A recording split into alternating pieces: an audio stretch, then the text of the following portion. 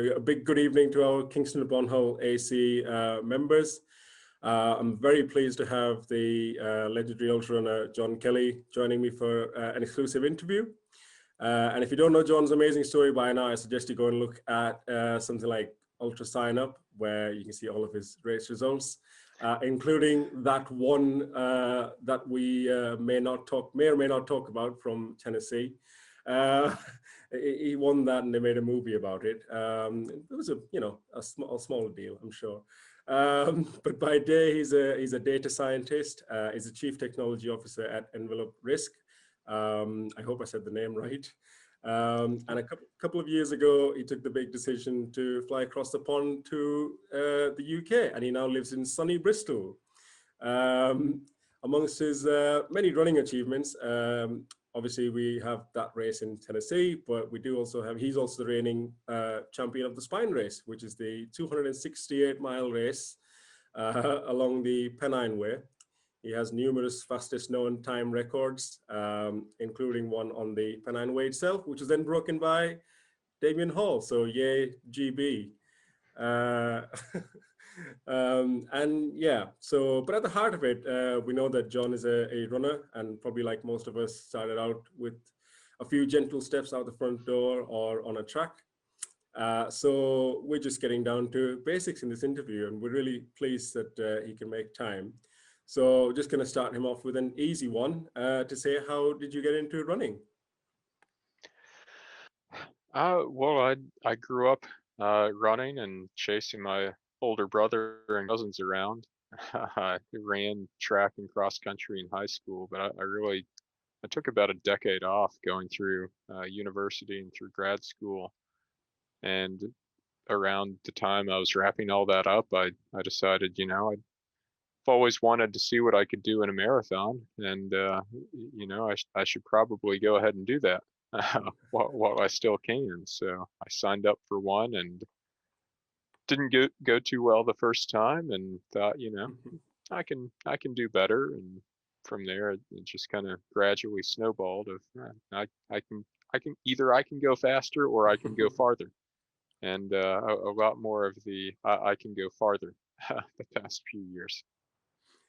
I think you've kind of hit the nail on the head that, perhaps many other runners feel the same when after they finish their first race is, oh, maybe I can go faster, or maybe I can go further. I can certainly attest to that from my early days. But that's, like I said earlier in the introduction, that it's similar to so many of us where we all start with our first baby steps. So, but I'm sure that you've had your fair share of struggles and sort of hurdles, if you'll pardon the expression, from a running point of view. But what were some of the early struggles that you faced in running? Well, I've never been afraid to set my sights on something quite challenging and quite far away, and I've always looked at it as, I need a goal that can force me to reach as far as possible. And if I come up a bit short, but I was close enough that I stayed motivated throughout, and I felt that it was within reach, and I did get as far as possible, then that to me is a success. But you mentioned the Barkley marathons. That was my third attempt before I finished that. They failed the first two times and progressed a bit farther each time before the eventual finish. And same with a lot of things. It's the case, the Grand Round that I did this past year in the UK, where I linked the three big fell running rounds together and linked them by bike. The first time I tried that, I came up short. So yeah, yeah. So I've definitely had my fair share of big setbacks where things didn't go as planned, but I was able to learn a lot from those and use that to succeed later on. When we think of struggles as well, it can range from, just a bad knee or something, that we face every month, every year, or something even bigger that knocks you out for, maybe months or years. Has any of that, have you been lucky enough to not, face any major injury worries in your career? Yeah, has been something quite fortunate for me. I've of course had my niggles here and there, particularly in some of these long events that I do.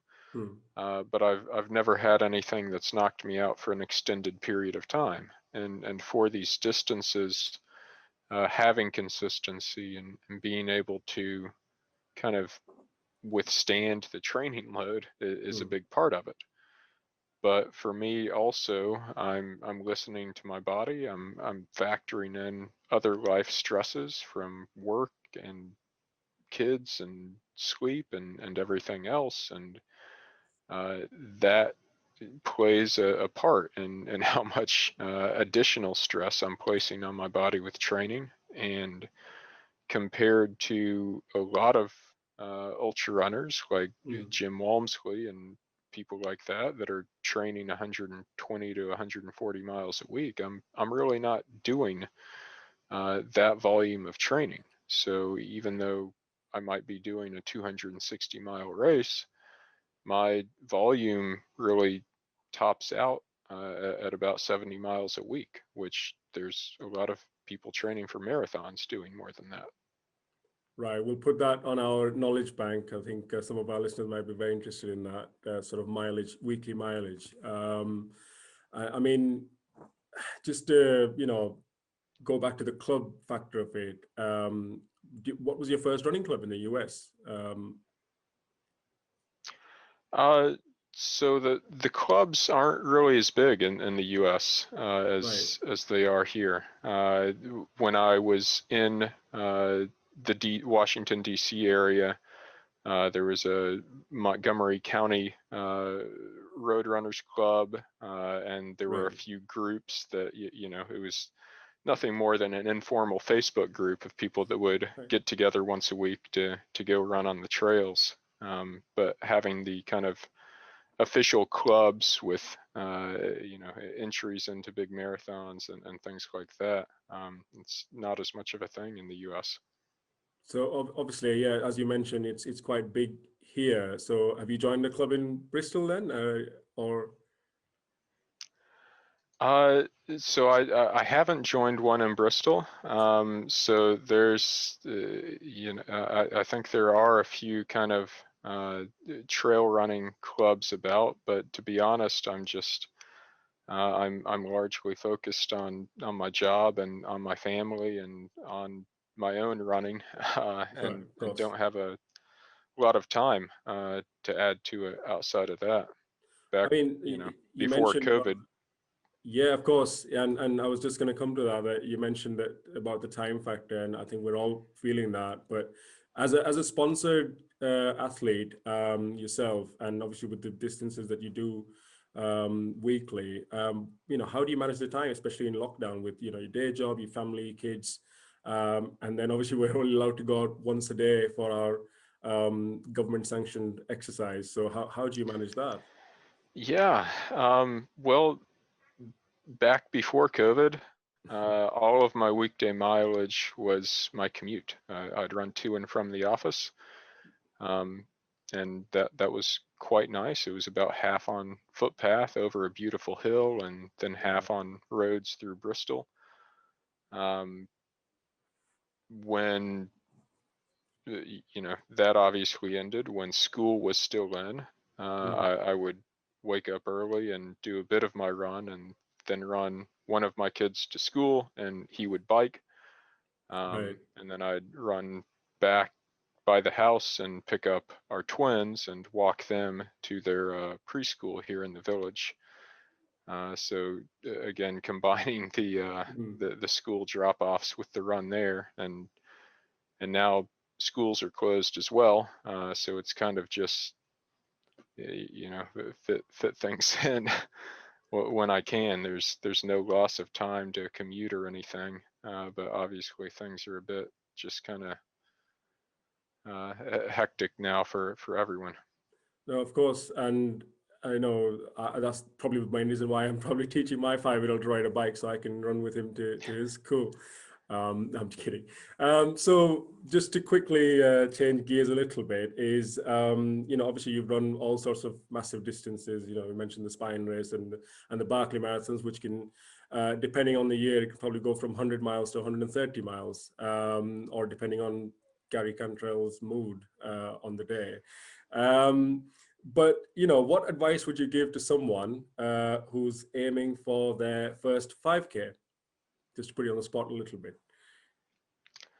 Uh, I mean, for any distance, the first time you do it, build up gradually, and the thing, consistency is really key, and just getting the miles on there. So many people uh, worry about all these tiny things about form and training and tempo runs and diet and the right clothing and everything else. And when you're starting off, and when you're first targeting any distance, just get the miles in. If you keep going and that starts to give you diminishing returns, then you can start worrying about that other stuff. But just put the time in, be easy on yourself as you get going, and listen to your body and progress along with it. Fantastic. What I know I don't know if you remember, but we had a brief Twitter conversation about your first 5K. But I wonder if you could relive a little bit of that for our listeners. What was your first 5K like? Well, my first 5K would have been in high school cross country. Right. Um, so yeah, I don't know that I can fully remember that one, but I did. That bad, is it? Yeah, well, and it's a totally different type of race, and it's, if you're running a 5K hard, it hurts, and it's an entirely different type of pain than you experience in ultras. And in last year's lockdown, in I guess it was early May or late April, with everything else having been wiped from the calendar, I was in a nice training block, and I decided, well, I'm gonna just run my own 5K today, and I broke my 20-year-old high school Wow. personal best in doing that, and met actually the big goal that I had in high school. And so Wow. it was 20 years late, but I finally got there. What was the And yeah, time? it hurt. Oh, Um, I bet it did. Yeah. What was the time that yeah. you got? I'm going to ask. So it was in high school. This has changed since then, but when I was in high school, we actually ran 3 miles. And so my Right. big goal in high school was sub 16 for the 3 miles. And so I came through 3 miles in around 15:54. Wow. And then I did continue on past that, and hit the 5K in 16:20 something. Wow. And I beat, most importantly, I beat my brother's best time in the process. So, That is most finally important. got him. I cannot stress how important that is. I have an older brother, and I totally get that. Well, I'll have one final question from me, generally, and we'll sort of move into a few of the questions that our club members were nice enough to ask. Have you got a favorite distance? I know you've done the JFK 50 miler and all the way up to the 268 miles Spine Race, etc. But have you got a favorite distance? I have really taken to the multi-day events. Right. I love the added complexity that it brings to it. And as an engineer and someone who Mm, loves trying to solve puzzles and optimize things, it really adds a lot of dimensions and a lot of fun to it for me. It's also something that I have found I excel at quite well. And so when you look at the races that are 200 plus miles, or just crazy elevation and terrain like the Barkley marathons, mm, things that take somewhere in the range of 2 to 3 days, I really enjoy that, and it really makes it an actual. I feel like I'm on an adventure rather than just running a race. Um, Beyond that would probably be fun too, but you know, I've got a job and a family, and I've got to got to Yeah, come back to the real world at some point. absolutely. Well, what might feel like another planet is probably the one where they have the Marathon des Sables, and obviously that goes on for a few days, not just 2 or 3, Hmm. or rather several days. So, would you ever consider that? I know it's kind of stop-start, which might not be what you're Yeah, currently so doing. that's a stage race format, which you know is Yeah, like the Tour de France, where everyone does a sit distance for the day, and then they get dinner and sleep and wake up the next day, and everyone starts together yeah, again, and yeah. then you add the differences in times. You know, ones like Dragon's Back, Cape Wrath Ultra here in the UK are like that as well. Hmm. Something that interests me, and I probably will try at some point. But right now, I'm still much more intrigued by the continuous multi-day Right. ones that really add the eating and the sleeping in again as part of the strategy Yeah. rather than giving everyone a nice square meal and good night of sleep each day. Yeah, I mean, I remember interviewing Jason Coop, the famous coach, and obviously runner himself, and he was speaking about the Tour de Jones, which you mentioned earlier in the interview today, Hmm. and some of the kit that they were carrying around, or they were having to the crew were having to carry around was quite mind blowing. Like, you need all of that for a race, and maybe do you think that maybe sometimes that kind of dissuades the common people from trying to sign up for these races or even train for them? The cost of some of that kit, I think, can be a bit um, discouraging, Yeah. and sometimes it, it is for safety, and it's very much needed. And you know, no matter when you're going out, and no matter how long you think it's for, if you're headed out by yourself in the mountains, always take a light source and enough gear to keep yourself warm and safe Mm. if you end up getting immobilized and stuck out there overnight by yourself. And that's incredibly important. But some of these races, I will say, in my opinion, go a bit overboard on the kit that they require, and goes to things that are beyond safety and a bit more towards comfort or Mm. convenience. And yeah, it's a bit frustrating to need to get the gear and to figure out how to fit it into an Mm. actual running vest. Yeah. But you know, once you get it once, it's you're pretty well set. Yeah. And coming, I also spent a few years doing triathlon, and coming from that world, it's you know, it's a drop in the bucket as far as the cost goes. Oh, of course, yeah. I mean, I don't want to say that the US culture around kit and race gear is kind of fast and loose, but certainly from looking at the videos of, say, like Western states, there's not as much kit being carried, certainly by the front runners. Whereas if you look at somewhere like UTMB, where every single person is carrying pretty much all that. I watched a video of Jim Walmsley trying to do UTMB, and it looked like he was just overwhelmed by the kit that he was carrying. Whereas you look at him at Western states, and he's just flying, isn't he? Yeah, and you know, like the Barkley Marathons, it doesn't have a required kit list. There's nothing that you're required to take. Yeah. But you know, the expectation is that race is everyone knows what they're doing. Everyone is a responsible adult, and if you get out there and you don't have what you need, well, that's your own fault. That's true. Yeah, yeah. I love the quote from Laz one year where somebody complained about the water being frozen and said, "Well, it's like -2 or something up there. What did you expect?"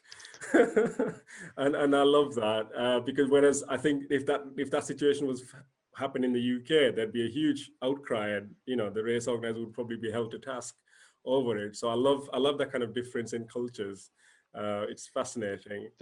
Bit of a difference in the weather too. At least what we have here in the Southwest near Bristol. Yeah. They talk about if it goes a few degrees above or below room temperature, and in Tennessee I've seen 24-hour stretches where the temperature has varied more than it does in the entire year here. Yeah. Oh my God. I actually watched the video of Francois Diane yesterday doing the Pacific Crest Trail. I don't know if you've seen it's. I believe it's on the Salomon channel. So Uh, he did the John Muir Trail, which I have hiked with my right. wife. It was a wonderful trip. Yeah. We took a nice leisurely 17 days to do it. And the John Muir Trail is essentially the portion of the Pacific Crest Trail that Right. goes through the Sierra Nevada mountains in Okay. California. Fantastic. Yeah. And yeah, I mean, just watching that video and the amount of snow that was falling was quite ridiculous. And obviously quite right that he kind of called it at one point. And I don't even know how you go for a mile in those conditions, never mind the amount that he did. So yeah, there's definitely a difference in culture. And I think some things we take for granted, we probably shouldn't. But as promised, we'll quickly move on to some questions uh, from, that's a bit loud, something in the background. Uh, so we've got our ladies captain, Jane Cuttle, who would like to know about Berkeley. What were the quirkiest things that amused you at Berkeley? One of many, I'm sure. Yeah, I mean the thing that probably always got me the most was not knowing the start time. I don't think that amused is maybe the right word for it. But my first 2 years there, so the start time isn't known ahead of time. It starts somewhere between midnight and noon, and he blows a conch shell an hour before the start. So the first 2 years I did it, the start time was really late. It was like 10 or 11 a.m. And the whole night I'm lying there, and you can't sleep. Every sound you hear, was that it? Was that the horn? Is the race starting? Do I need to get up? And so you don't sleep all night. And then I'm still sitting there having not slept at like 10 in the morning before getting ready for the race, and started sleep deprived in both times. And then the third year, the year I finished, I I had gotten used to it. I'd figured things out. I wasn't as anxious, and I fell asleep into a nice, deep, wonderful sleep that I'm pretty confident would have lasted through the night. And then he blew the dang conch shell at 12:42 a.m. 42 minutes past midnight for a start at 1:42 in the morning. I mean, he's got to take dedication from his part as well to be, to be that wicked, shall we say? It takes effort to be that wicked, I think. Yeah, I wonder if you could actually describe Barclay in your own words, really quickly, just as a race, as an experience. sure.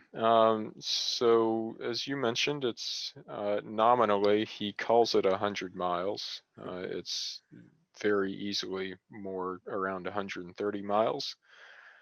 And has, I believe, the last course I did in 2019 had about 70,000 feet of elevation gain on those 130 miles. It is mostly off trail and unmarked, and the terrain is quite overgrown with briars, and these are dense forests, ones that were clear cut 20 to 30 years ago, and so now have very dense new growth everywhere. Everything looks the same. If you get separated from someone by 10 meters, you probably can't see them.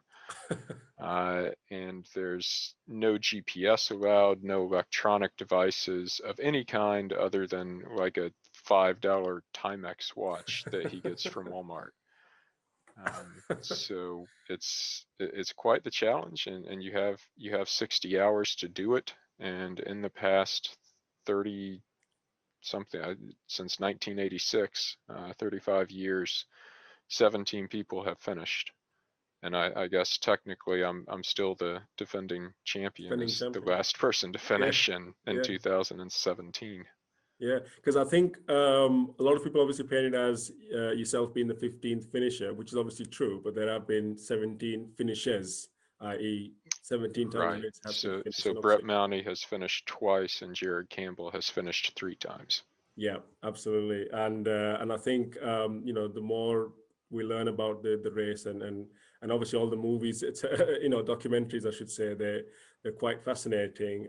But I think to hear from your personal perspective is like something that quite invaluable. So we'll move away from Barkley because I'm sure you've had tons of questions in your running career so far. We've got one from Andy Dickerson, who is looking at doing his first ultra race at some point. He's aiming for a 31-mile race, so I guess that would be a 50K. Hmm. And his question is, how far would your recommended long run be? The longest So long run, I should say.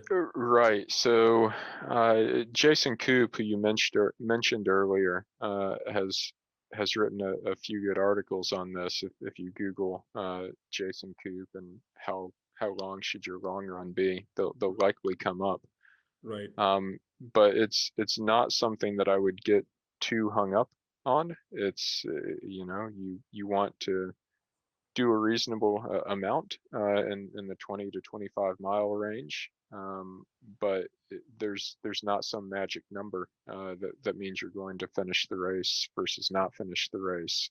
Mm. Um, and again, for me, when I was training for the Pennine Way, um, the the longest training run my coach, David Roach, who also coaches Damien, Mm. the longest training run he put on my schedule was 25 miles, which I went ahead and tacked on 1.2 just to make it a Yeah. marathon. Well, But of course, yeah. That'll be done. yeah, there's not a lot of this, go out and run all day type of thing. Gosh. Yeah, I've not tried a full day run yet. So, but so I guess the 10% rule, is that not, you're not a subscriber to that philosophy? No, I wouldn't say so. Um, and I used to put a lot of thought and effort into doing my own training plan and figuring out all of this. And I had my spreadsheets to calculate the distances and the time at intensity that I should do each day. And Gotta love a uh, spreadsheet. yeah, but I mean, especially with again moving here and the kids and the job, one of the best things I did was pick up a coach that he at this point he handles all that for me. It's one less life stress that I have to worry about. He puts it on the schedule, and that's what I do. That's really good. I think even from my perspective, I should probably have more disciplined training plan, I think. But again, I can probably blame that on my busy lifestyle, as we all are. But we've got one from Steve. So, Well, sorry, go on, so, please. so yeah, just to add to that, I'll just Yeah, say that the best training is always the training that you can do. right. And this was especially true training for things like Barkley, where people get so focused on doing super steep hill repeats and all Mm, of these things and getting to the perfect hill and spending all this time on it. And I fell victim to that myself the first year. And I had this good hill, but it was like a 40-minute drive from me. And so, gosh. by the time I drive to the hill and drive back, that's an hour and 20 minutes that I could have done, actual training. And Mm, so get in the training that fits into life, and that's always going to be better than trying to perfect it and missing out on some of that training time in the process. That's an excellent point. And I think from, I've found, for example, like when trying to follow a training plan, sometimes I can get so invested in it that if you miss a few days of running, scheduled running, you feel like, it's the worst thing in the world and that you can't ever get back on it. So does that sound relatable to yourself? Do you agree with that?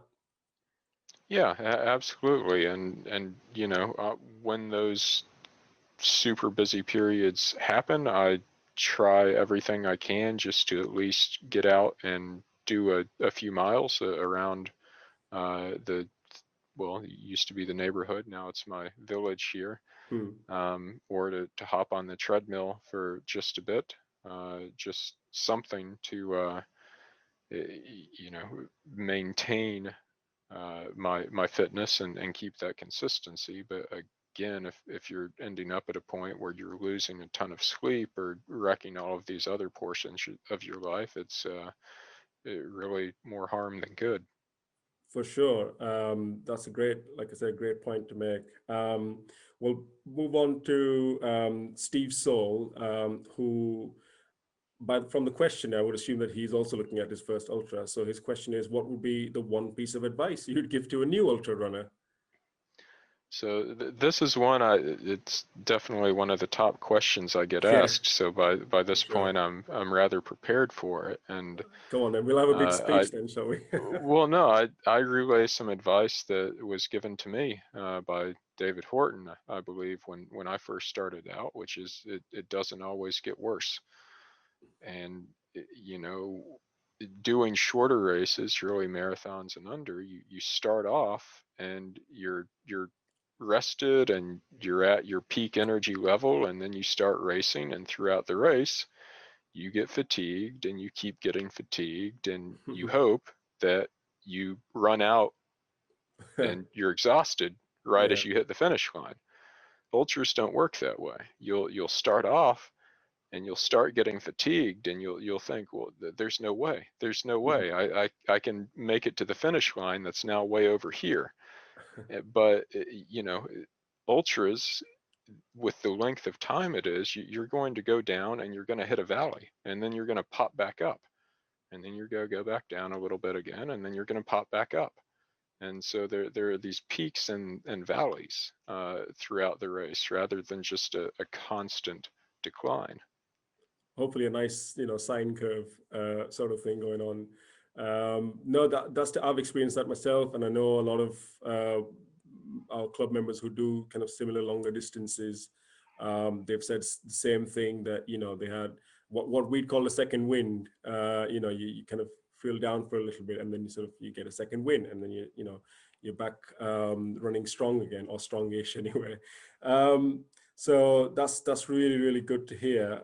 We've got Martin O'Neill, who asks that regardless of distance, how do you prepare in terms of nutrition prior to a race? So I guess what he's asking is what you eat before a race.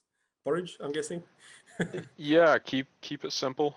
So things that you've had before, things that you react to quite well, uh, and low on fiber is one important thing, and really just kind of your basic foods that you might feed your kids if they get sick, are top of the list. So I have bananas genuinely and thought about taking the rehydration tablets that I used to give to my 3-year-old back in the day. I've genuinely thought about taking that on a run someday. well, and those little food packets, Yeah, yeah, like the baby ones you food like big packets, for, yeah, those are great for ultras. yeah. I've actually checked the calorie content on it, but in terms of if you're talking like 300 calories an hour, you'd need about 6 of those for an hour, wouldn't Yeah. you? Probably Um, cheaper than a Guja. I will put it. I will probably say. yeah, and it's got higher water content, so you don't need to drink as much. Yeah. But yeah, so keep it simple. I used to have very specific things I would try to do beforehand, and really Mm. that overly complicates things and just gives uh, more chances for something to go wrong, for something to not go as planned, and then you get stressed about that unnecessarily. So be a little bit flexible, but just keep it simple to things you know. And actually, one of the best races I ever had was a 50 miler a few years ago, where my kids were kind enough to pass me a stomach bug that I got the night before the race. And Oh, how so lovely. the night before, I was spent most of the time in the bathroom there in the hotel, and wasn't able to eat anything solid before starting, and fueled off of like Perpetuum and other liquid fuel during the race. But it forced me to run smart, to really not go out too hard and stay within myself, and Mm. it ended up being a great race. Oh, fantastic. I mean, I remember reading about Scott Jurek doing Badwater, and that his friend Dusty was incredibly hungover when trying to pace him on the day. And I've tried running hungover a few times, and it is not a pleasant experience. So do it in Badwater 135 is, yeah, I can't even begin to imagine that. Just a last one from me, just based on the recent achievement that Jim Walmsley, who we mentioned earlier, did at the Hoka event, where he broke the US 100K record and like missed the world's best by, I think it was 11 seconds. Hmm. Obviously, a great physical and human achievement, but similar to kind of Elliot's Breaking Two project. Do you think that running's been forever kind of sullied by the shoe debate now? Or is it just natural evolution? Yeah, it does make it hard to compare things to past performances, and somewhere you have to draw a line, and it's up to the organizers and to the international organizations in charge of that to draw that line. You can't Mm, expect an athlete to uh, handicap themselves compared to what everyone else is using. Um, but there are all sorts of considerations there. The world record that Jim just missed was on a point-to-point course with a strong tailwind, right. and for that record, it's the world record by one uh, organization, but I think it's not recognized by World Athletics as the world record. So there are these considerations to take into account, and someone needs to keep those things well defined and in control. But you can't take away from the fact that what Jim did and what Kipchoge did are absolutely phenomenal achievements. And Jim, for his part, I really hope that he goes back out there and he gets the record in whatever shoes he's wearing. For sure. Yeah, and I'm sure, having a bloodied shoulder thanks to a fence did probably did not help. Yeah, and for that type of race, it was a bit hot as well. It was 65 Fahrenheit, which Sorry, my is mental not good at that. yeah. Well, I was trying to do the math to Celsius in my head as I said it, and I gave up. But Let's say it was hot. Okay. Well, yeah, it's optimal conditions for that type of race would be mid to upper 40s Fahrenheit. right. So it was quite toasty. Quite toasty, yeah, I know. But I mean, it's something about the heat seems to bring the best in Jim Walmsley. It's certainly from his record-breaking run at Western States, where he broke the 40 was it the 14 hour or the 15-hour barrier, but one of the barriers, and Yeah, well, he smashed the record. He didn't quite get under 14. But right, yeah, yeah, I mean that's a race where everyone has to deal with the heat. yeah. There's not really a year where there aren't sections of that race that are scorching hot. So that's again kind of the difference in a course record versus or a overall record for a distance. That's fantastic. I've loved having this chat, and I wondered if you could give us give our club members a few final words of inspiration before we say goodbye. Yeah, it's you know, a bit of a tough time for running or pretty much anything, and we probably all feel like we're on a bit of a hamster wheel, whether that's with running or everything else with being locked down and you know, not really being able to go anywhere. But keep at it. Keep your eyes set on whatever goals you have out there, and just enjoy the process right now. Enjoy getting out there and seeing yourself get better day to day and week to week. And things like this are great to keep some sense of community and to be ready when we are able to actually see each other in person again. That's fantastic. I think that's perfect way to sign off. And if you are ever up in the lovely East Yorkshire County or region, then we'd love to have you on a club run at Kuhak. So on that note, I just wanted to say thank you once again for joining me, and hopefully our listeners can take a lot of knowledge into their and apply into their running. So thank you very much. Thank you. Have a good night.